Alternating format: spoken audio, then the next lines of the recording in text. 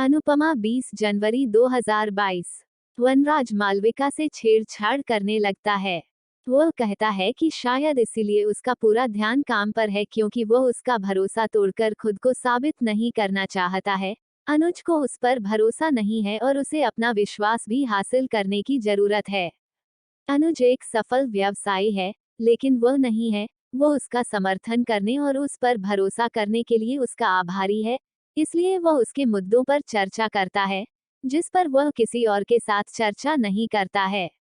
अनु अनुज से कहती है कि वह वनराज से लड़ना नहीं चाहती, लेकिन अगर बच्चे उसका अनुसरण करते हैं और गलत रास्ता अपनाते हैं, तो वह खुद को माफ नहीं करेगी।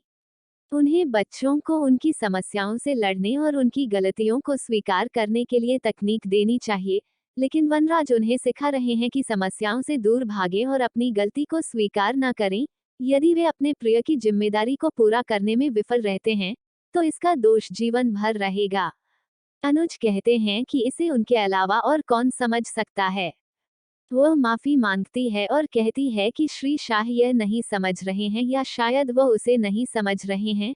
कभी कभी उसे लगता है कि श्री शाह बदल गए हैं और कभी कभी वह अपने पुराने स्व का व्यवहार करते हैं। अनुज का कहना है कि उसे हालांकि नहीं बदलना चाहिए और साबित करना चाहिए कि वह कभी हार नहीं मानती। वह आगे कहते हैं कि जब भी उन्हें लगता है कि वह उस दिन व्याख्यान नहीं देना चाहती हैं और इसके बजाय सुनना चाहती हैं, तो वह उनसे कभी भी संपर्क कर सकती हैं। वह पूछती है कि क्या वह उससे मजाक कर रहा है। वह थोड़ा कहता है और पूछता है कि क्या उसे बुरा लगा। वह कहती है कि वह इन दिनों नहीं करती है और मुक्कू की दवा देने के लिए घबरा जाती है।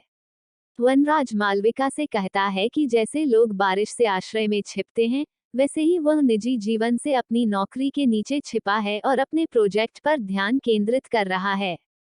वह गलत था कि उसने खुद को बदल लिया, लेकिन यह भूल गया कि वह अपना अतीत नहीं बदल सकता है और लोग उसे उसके अतीत के आधार पर आंकते हैं और भले ही वह अपना जीवन बलिदान कर दे, वे सोचते हैं कि वह वही पुराना वनराज शाह है। जब से लोग उसे उसकी गलतियों का एहसास दिलाएंगे, वह अकेला महसूस करता है, चाहे वह घर पर हो या बाहर।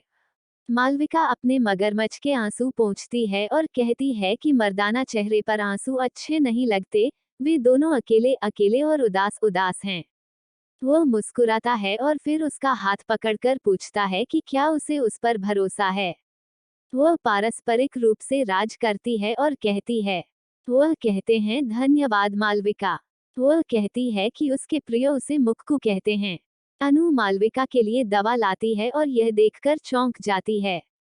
वनराज और मालविका उसके फोन की घंटी सुनकर सतर्क हो जाते हैं। मालविका उसे अंदर आने के लिए कहती है। अनु उसे दवा देती है। वनराज उसे पानी देता है।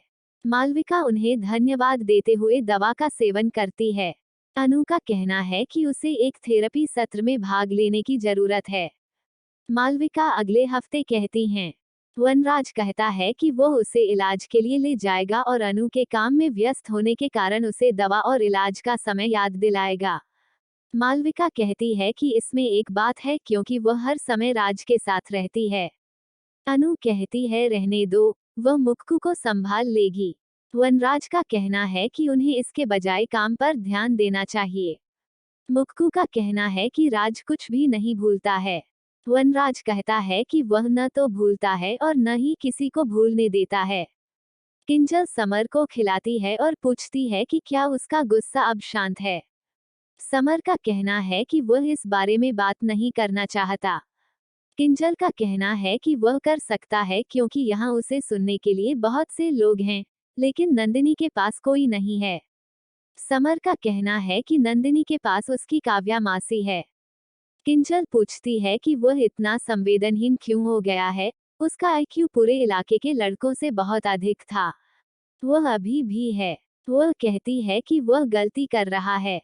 अनुज ने वनराज को ऐसा न करने की चेतावनी दी। वनराज पूछता है कि वह क्या कर रहा है। वह कहती है कि वे दोनों जानते हैं कि वह क्या कर रहा है और उसे इसके बजाय अपने परिवार और बच्चों पर ध्यान केंद्रित करने की चेतावनी दी। वह उसे जाने के लिए कहता है क्योंकि उसे काम करने की जरूरत है और इससे भी महत्वपूर्ण बात यह है कि मुक्कू को संभालने के लिए बच्चों की मां होती है। किंजल समर से कहती है कि नंदिनी ने काव्या का साथ दिया जैसे उसने पापा के खिलाफ मम्मी का साथ दिया, उसे जाकर नंदिनी को दिलासा देना चाहिए। समर पूछता है कि मम्मी का अपमान करने वाली नंदिनी के साथ उसका रिश्ता कैसे हो सकता है। किंजल इस मायने में कहती हैं कि उन्हें तोशु को मम्मी का अपमान करने के लिए छोड़ देना चाहिए। मम्मी कहती हैं कि दिल इंसान का सबसे बड़ा गहना होता है और जब दिल कोई रिश्ता बनाता है तो वह शुद्ध सोना होता है और उसकी चमक बनाए रखने के लिए वे अक्सर सोने को पॉलिश करते हैं। मम्मी की परछाई है, लेकिन पापा की तरह बर्ताव कर रही है। उसे नंदिनी के पास जाना चाहिए और कम से कम उससे बात करने की कोशिश करनी चाहिए। उन्हें बड़ी मुश्किल से प्यार मिलता है और उसे खोना नहीं चाहिए। समर को अनु के समान शब्द याद हैं। अनु किंजल को फोन करती है और पूछती है कि क्या समर के पास कुछ है, वो उसे वापस बुलाएगी। वह सोचती है कि वह एक तरफ समर और नंदिनी और दूसरी तरफ मुक्कू के लिए चिंतित है। श्री शाह मुक्कू के साथ छेड़छाड़ कर रहे हैं और अगर वो उसे धोखा देते हैं तो वह खुद को संभाल नहीं पाएगी। इस बार वह उसे हेरफेर नहीं करने देगी। अनुज के साथ मुक्कू दौड़कर उसके पास जाता है और उसके हाथ पर कॉफी गिराता है। मुक्कू पूछता है कि क्या जल रहा है। अनु का कहना है कि यह एक बार जल गया, लेकिन सबक नहीं भूलना चाहिए। वो हमेशा उसकी रक्षा करेगी।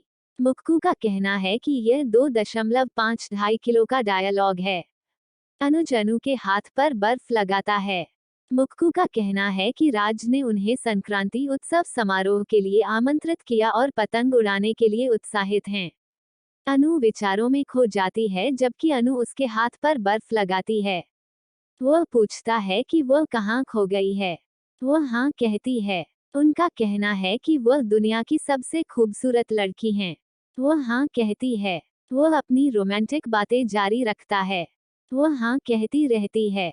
वह उसे सचेत करता है और पूछता है कि क्या वह कल पतंग उड़ाते समय धागा चक्री पकड़ ले।